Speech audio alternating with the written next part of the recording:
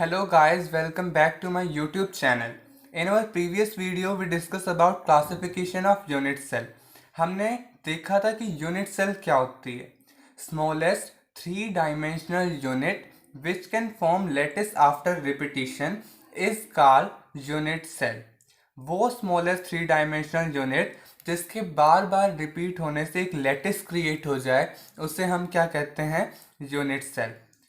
Unit cell का classification भी हमने अपने प्रीवियस वीडियो में किया कि यूनिट सेल दो टाइप की हैं, सिंपल और प्रिमिटिव यूनिट सेल, और सेकंड है नॉन प्रिमिटिव और सेंटर्ड यूनिट सेल. जो नॉन प्रिमिटिव और सेंटर्ड यूनिट सेल है उसे उसके थ्री टाइप्स और हैं, फेस सेंटर्ड, बॉडी सेंटर्ड और एंड सेंटर्ड. ये सब हमने अपने प्रीवियस वीडियो में किया. Now in this video we are going to discuss about the rank of unit cell और एटम पर यूनिट सेल. जो हमने यूनिट सेल किए थे उनकी रैंक क्या है उसको जानेंगे हम इस वीडियो में. सबसे फर्स्ट है हमारे पास सिंपल और प्रिमिटिव यूनिट सेल. सिंपल और प्रिमिटिव यूनिट सेल की रैंक देखेंगे. उसके लिए सबसे पहले एक क्यूबिक यूनिट सेल बनाएंगे.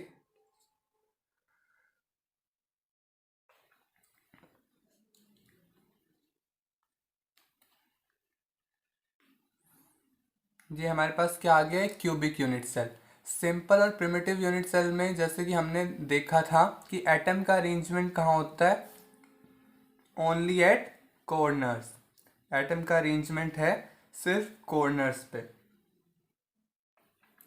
तो टोटल 8 कॉर्नर्स हो गए और एक एटम का कंट्रीब्यूशन ओनली कितना है? 1/8 पार्ट.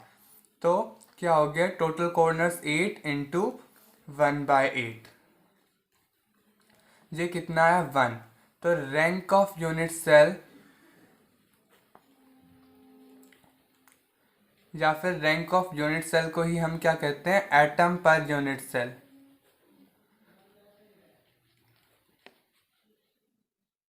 ये क्या आई हमारे पास? 1. तो एटम पर यूनिट सेल क्या आई यहाँ पे? 1. नेक्स्ट है हमारे पास face centred unit cell. Face centred unit cell के लिए अगेन हम एक क्यूबिक यूनिट सेल बनाएंगे.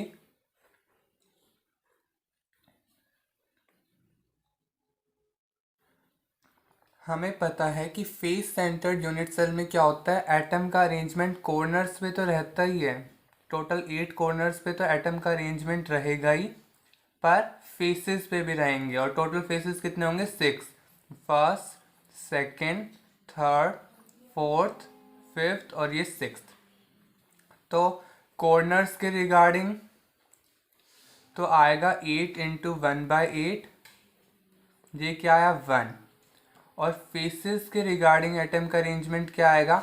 टोटल फेसेस होते हैं 6 और एक फेस का कंट्रीब्यूशन होता है 1/2. तो ये क्या आया? 3. तो रैंक ऑफ यूनिट सेल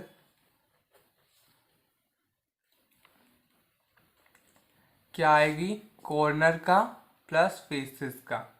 3 + 1 क्या हुए? 4. तो रैंक ऑफ यूनिट सेल इसमें क्या हो गई? 4. फेस सेंटर यूनिट सेल में रैंक ऑफ यूनिट सेल या एटम पर यूनिट सेल क्या आई हमारे पास? 4. थर्ड है हमारे पास बॉडी सेंटर्ड यूनिट सेल. इसके लिए अगेन हम एक क्यूबिक यूनिट सेल बनाएंगे.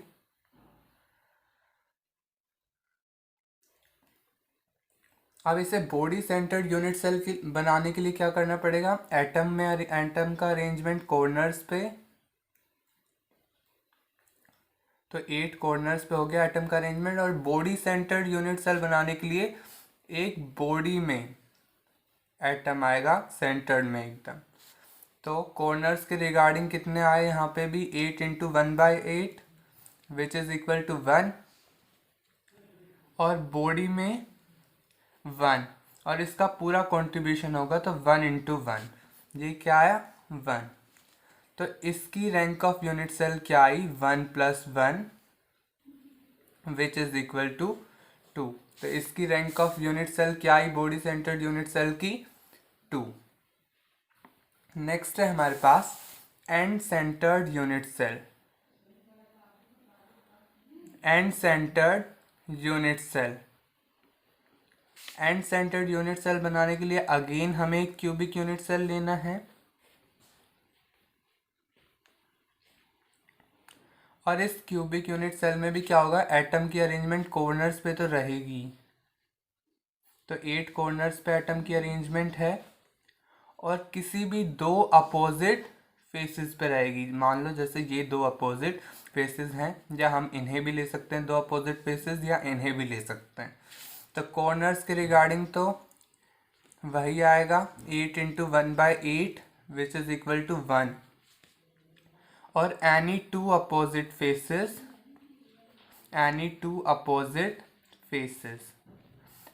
दो अपोजिट फेसेस लिए हैं तो 2, और एक अपोजिट फेस का कंट्रीब्यूशन क्या हो गया 1/2। तो 2 से 2 कैंसिल हो जाएगा, तो क्या है ये 1। तो इसमें रैंक ऑफ यूनिट सेल क्या आएगी, कॉर्नर्स के रिगार्डिंग 1 और 2 अपोजिट फेसेस के रिगार्डिंग भी 1, 1 plus 1 which is equal to 2।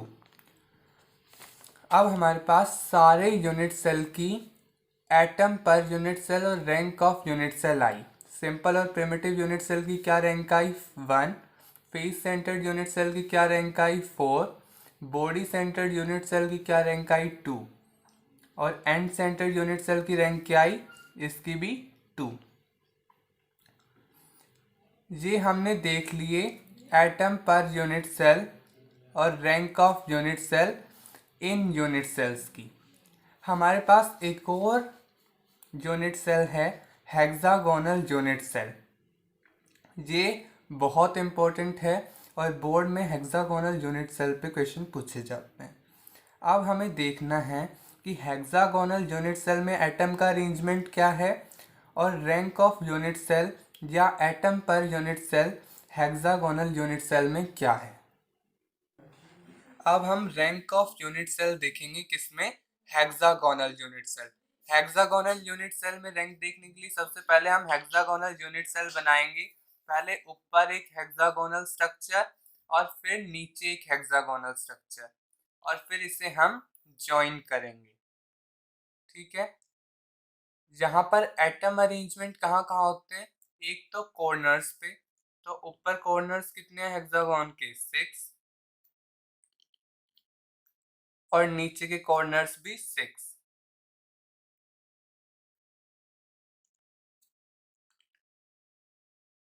तो एटम का अरेंजमेंट कॉर्नर पे हो रहा है, 6 ऊपर 6 नीचे।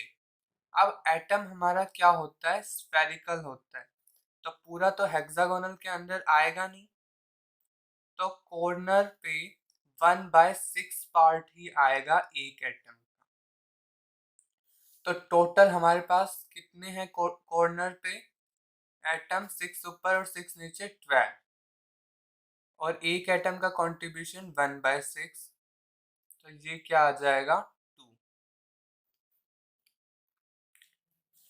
अब हेक्सागोनल का जो अरेंजमेंट होता है वो मिक्स्ड अरेंजमेंट कहते हैं उसे, क्योंकि उस पे जो एटम अरेंजमेंट होता है वो कॉर्नर्स पे भी होता है, बॉडी में भी होता है, और फेस पे भी होता है।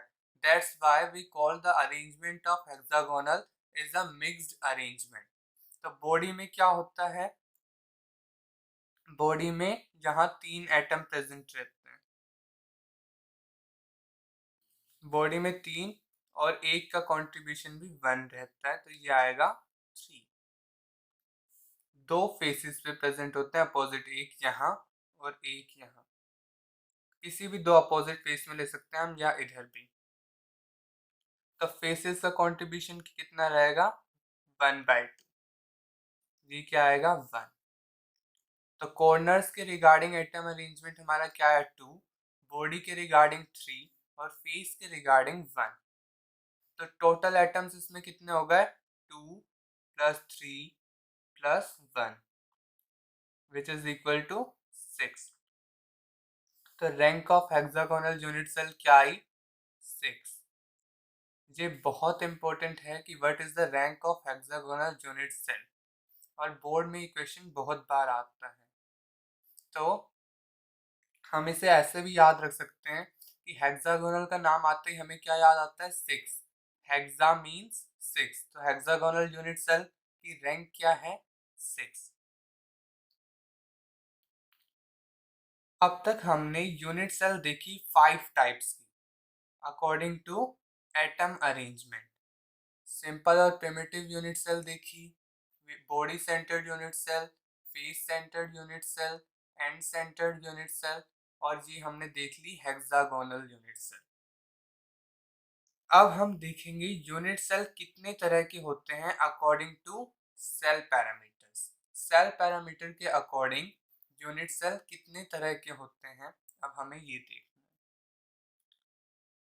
सबसे पहले तो हमें पता होना चाहिए कि सेल पैरामीटर्स क्या होते हैं। सेल पैरामीटर्स क्या होते हैं, अगर हम एक ये क्यूबिक यूनिट सेल बनाएं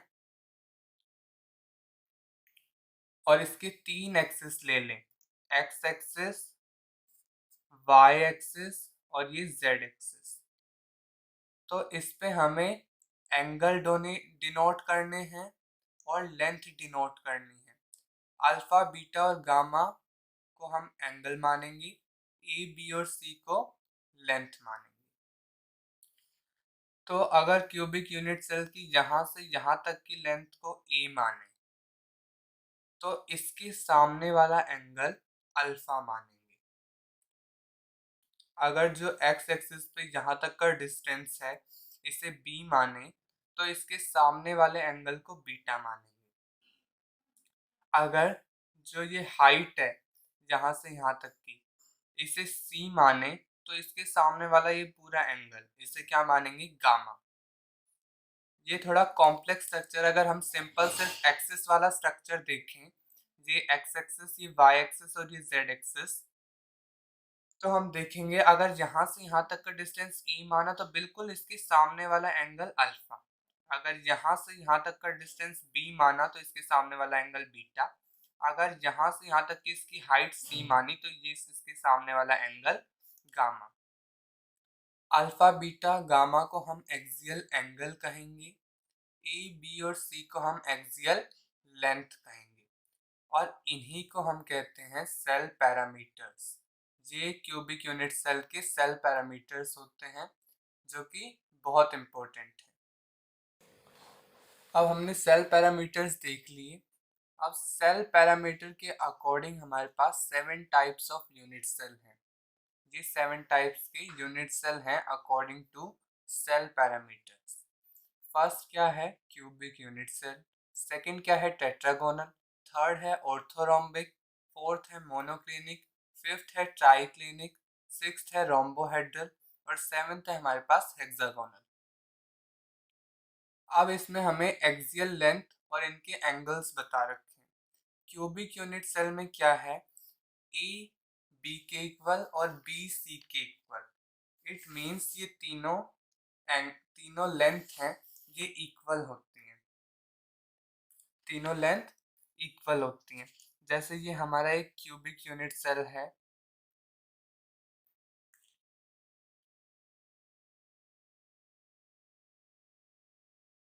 और ये 3 एक्सिस थे हमारे,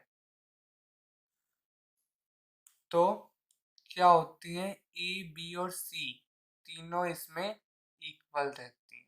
यहाँ से यहाँ तक के डिस्टेंस को अगर हमने ए माना तो ये अल्फा एंगल था।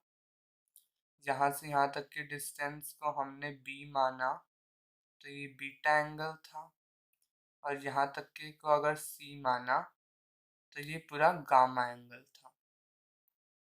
तो इसमें क्या होता है, ए बी के इक्वल और बी सी के इक्वल मीन्स ये तीनों लेंथ इक्वल रहती हैं, और तीनों एंगल्स भी इसमें इक्वल रहते हैं।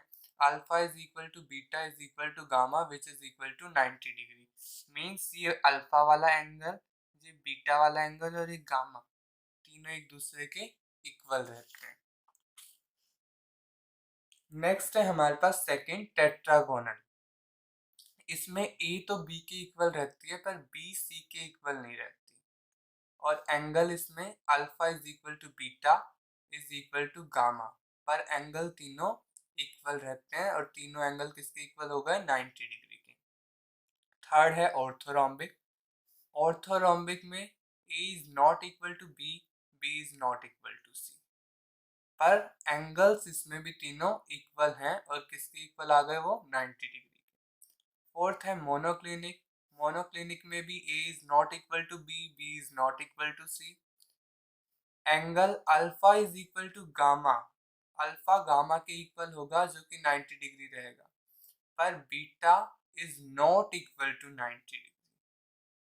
फिफ्थ है ट्राइक्लिनिक, इसमें भी लेंथ तीनों कोई भी एक दूसरे के इक्वल नहीं रहेंगी।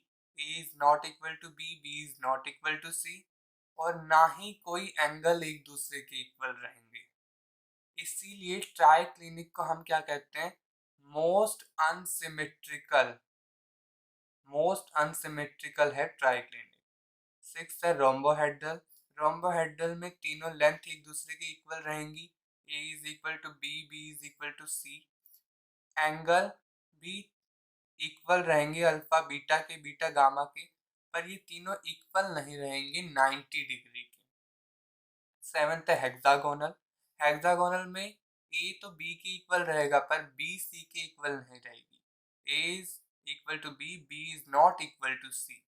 Angles alpha is equal to beta is equal to 90 degree, पर गामा कितना रहेगा इसमें? 120 डिग्री। इसमें सबसे मेन दो बातें हैं कि ट्राइक्लिनिक मोस्ट अनसिमेट्रिकल है और cubic unit cell most symmetrical है, क्योंकि इसमें एक्सियल लेंथ भी तीनों एक दूसरे के इक्वल हैं और एंगल्स भी तीनों एक दूसरे के इक्वल हैं। जो रोम्बोहेड्रल है इसका एक दूसरा नाम है ट्राइगोनल, इसलिए हमने कहा है rhombohedral is also called trigonal.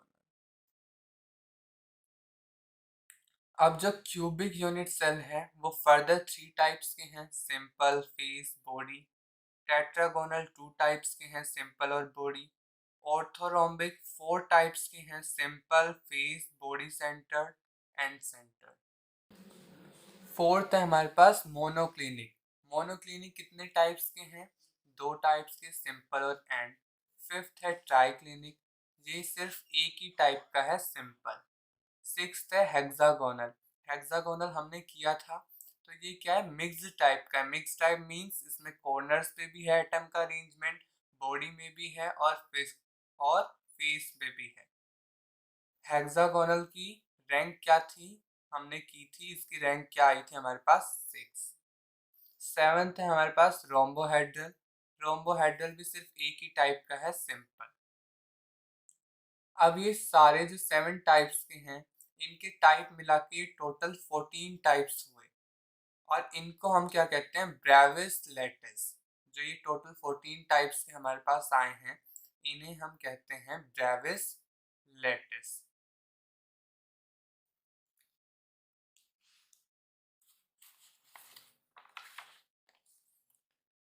अब हम करेंगे रेडियस ऑफ एटम, कि रेडियस ऑफ एटम क्या होता है। हम इसमें सॉलिड की बात कर रहे हैं, तो सॉलिड के जो 2 एटम होते हैं वो बिल्कुल क्लोजली पैक्ड होते हैं। अगर हमें रेडियस निकालना है तो इन न्यूक्लियस के बीच की डिस्टेंस को 2 से डिवाइड करेंगे। जो ये न्यूक्लियस के बीच का इन दोनों का डिस्टेंस इसे d मान लिया, और हमें रेडियस निकालना है तो इसे 2 से डिवाइड करेंगे, वही क्या होगा? Radius of atom. नेक्स्ट है हमारे पास edge length of unit cell, कि edge length of unit cell क्या होती है। Edge length of unit cell, इसमें हम क्या लेते हैं? ज़्यादातर क्यूबिक यूनिट सेल देखेंगे इसमें हम, जिसमें क्या होगा? A is equal to b is equal to c, और alpha is equal to beta is equal to gamma which is equal to 90 degree, क्योंकि क्यूबिक यूनिट सेल क्या होता है? हमारा मोस्ट सिमेट्रिकल होता है। हम तो ये हमने एक क्यूबिक यूनिट सेल बनाया, और इसकी यहाँ से यहाँ तक की जो लेंथ है इसे हमने ए मान लिया, तो यही क्या है? A edge length of unit cell. ये 2 कंसेप्ट हमने करे, रेडियस ऑफ एटम और edge length of unit cell. हमें इज लेंथ और रेडियस के बीच का रिलेशन निकालना है आगे, इसलिए हमने यहाँ ये 2 कंसेप्ट किए। Edge length of unit cell और radius of atom different kind of unit cell के लिए रिलेशन निकालना है, जो हमने पीछे पढ़ी थी unit cell, simple, cubic unit cell, face centered or body centered. So in our next video we discuss about relation between edge length of unit cell and radius in different kind of unit cell. और next video में हम packing fraction और packing efficiency के बारे में जानेंगे. Thank you for watching this video.